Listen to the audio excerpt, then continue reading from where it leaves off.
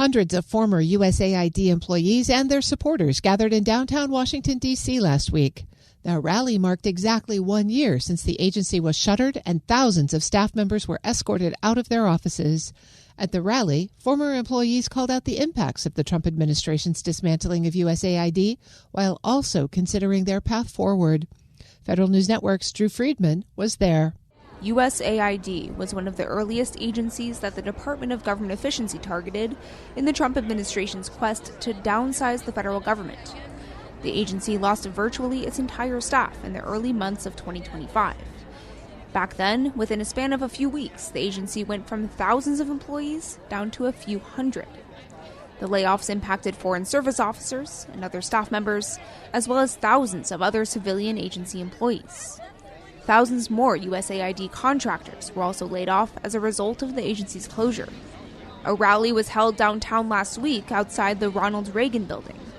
That's the same place where just about a year ago, the Trump administration escorted many USAID employees out of the agency's D.C. headquarters, where they left the building for the final time.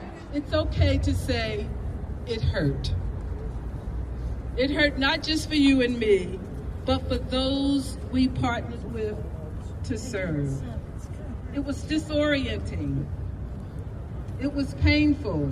It was also quite traumatic. Maria Price Dethridge is a former USAID senior civil servant who spoke to the crowd last week.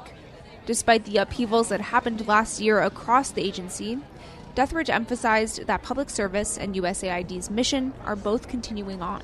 An agency closed. A building closed, a chapter closed, and we're still here.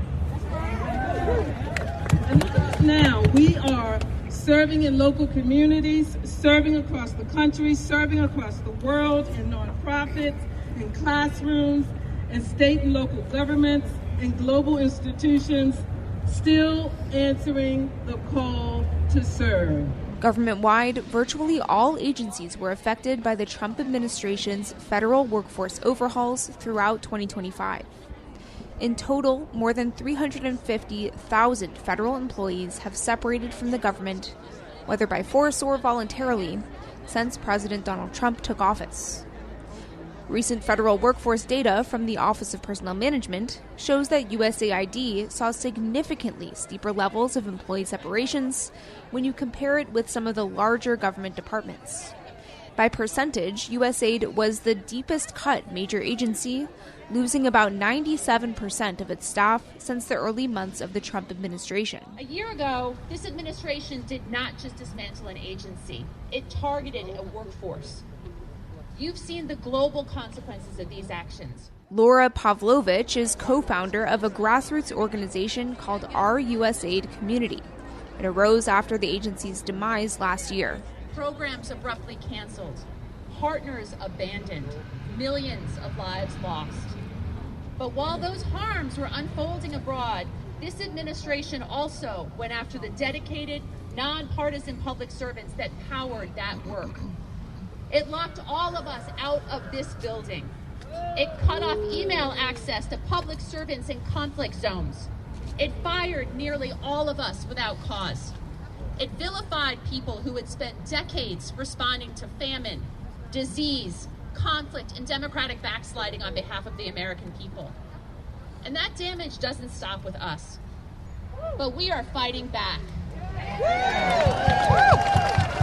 Our unions and our employee associations are fighting back. Our partners are fighting back.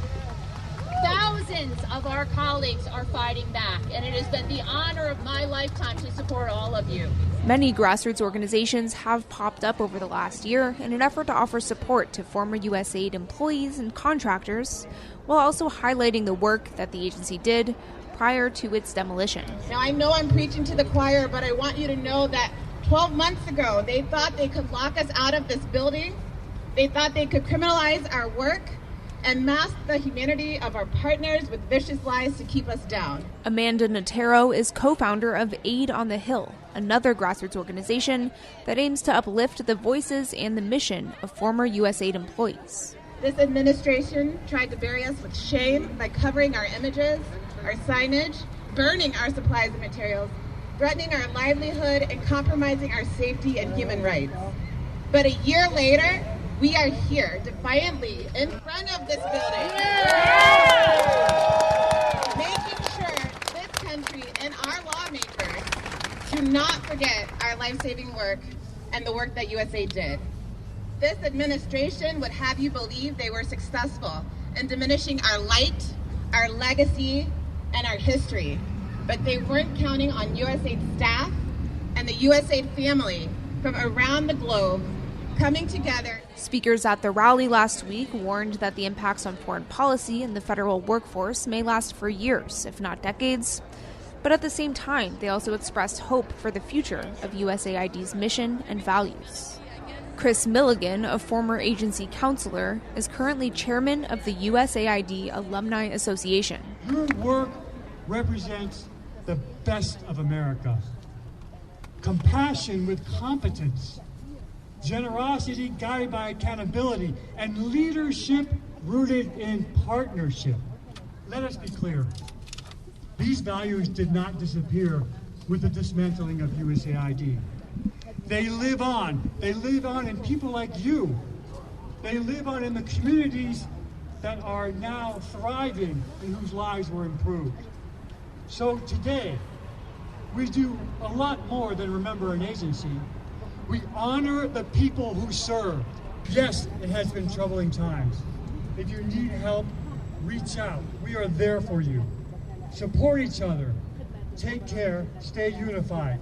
Let this anniversary not just be one of mourning, but one of resolve. Resolve to restore America's role as a force for good. Resolve to honor those who serve by continuing the mission. Resolve to show the world that the United States still believes in building and not abandoning. Drew Friedman, Federal News Network. You can find Drew's story at federalnewsnetwork.com.